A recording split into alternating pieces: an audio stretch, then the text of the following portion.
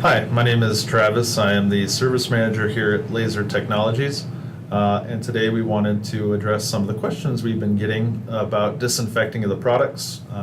There's some stuff that we've been doing here internally that we'd like to show you that you can practice out in the field so everyone can stay safe. I know this is kind of a strange time, but we do hope that everyone is staying healthy and well. We are using appropriate PPE when available. We're using over-the-counter cleaners like Lysol. You can use Clorox, Lysol wipes. We're using Cabby wipes, which this is a medical grade wipe. We are practicing social distancing here, masks when appropriate, but certainly when these products come in the door, we're putting on gloves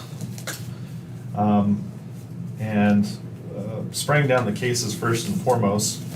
So using a product like Lysol, product guidelines indicate that you stay about 6 to 8 inches away from the product. We're spraying, of course, the handles and sides of the cases, any of the latches, parts that people would touch. They recommend that you wait about 10 minutes for the Lysol to dry. It might dry sooner, depending upon where you're at. I've already sprayed these cases down, so we'll go ahead and get to wiping the products down. I have one of the laser rangefinders, a 200X. And a true speed here. One of the things that we're doing is, like I said, we're using the wipes here internally. If you don't have access to wipes, you can certainly use a disinfectant spray.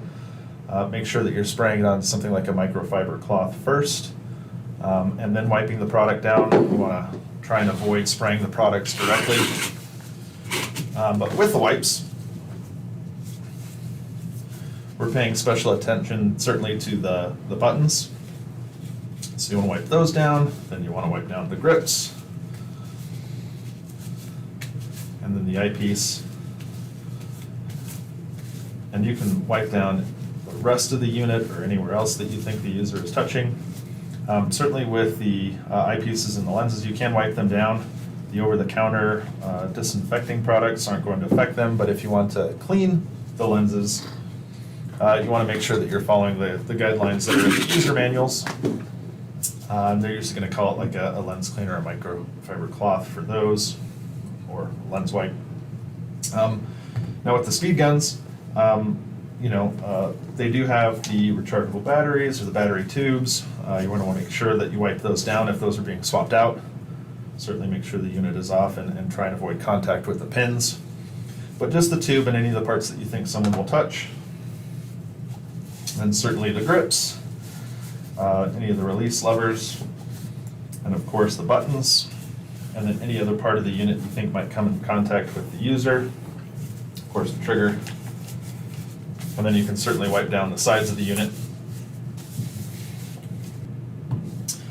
And of course, you again want to make sure that these units are completely dry before putting them back in the cases.